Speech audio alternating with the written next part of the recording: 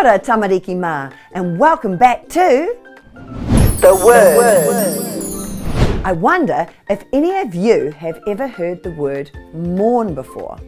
It's a word that we usually use when someone dies and we feel really sad because we've lost someone that we love and we know that we'll miss having them in our lives. Today, we're going to hear about a woman who went through some difficult situations in her life and she really understood what it was to mourn. Her name was Naomi and she was married to a man named Elimelech. Life was good for Naomi. She lived in a little village called Bethlehem with her husband and their whānau, and God had blessed them with 2 sons. One day though, things started to change. The rain stopped falling, the crops stopped growing, the animals didn't have enough food or water, and neither did the people. This time was called a famine. "What are we going to do?" cried Naomi. She was worried about her tamariki. How long would they survive with such a small amount of food and water? With a heavy heart, Elimelech and Naomi made the difficult decision to move to another country, one that looked very different. The way they lived was different and the people were different. This was the country of Moab. It was hard. They missed their home. They missed seeing their friends and whānau, but they knew it was the right choice because here there was fresh water, so the grass grew, which meant there was plenty of food for their animals and for their family. Slowly, this Moab started to feel like a place where they could be happy and enjoy life again, but it would never be home. Years passed, and one day Naomi's world fell apart. The man she loved with all her heart, her husband Elimelech, died. She missed him so much that it felt like her heart would break. She missed her little village of Bethlehem more than ever now, but at least she still had her 2 sons. Mahlon and Chilion had grown into strong young men and they loved her. They cared for her and they made her proud. As she watched them, she would whisper a quiet prayer to God and thank Him for bringing her comfort. Time rolled on and soon Naomi's sons were old enough to get married. Naomi loved the girls they chose. Both Ruth and Orpah were kind and loving, and they helped her with all the chores.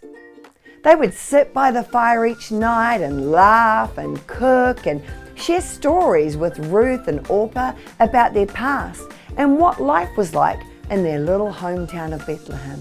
Naomi knew God had blessed her and was continuing to heal her heart as her family grew once more. As time went on, the heaviness in her heart started to heal.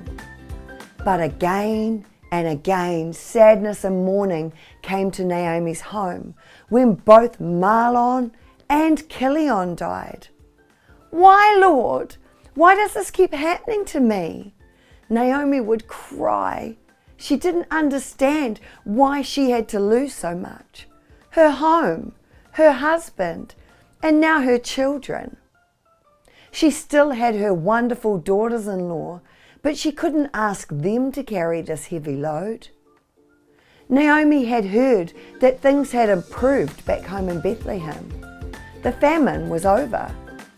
Home was where she needed to be right now. So off she went, and Orpah and Ruth said that they would come with her. It was a long, hard journey, and Naomi didn't know what would be waiting for them in Bethlehem. Could she really ask the girls to come all this way with her for nothing? "Go back home to your family," she told them.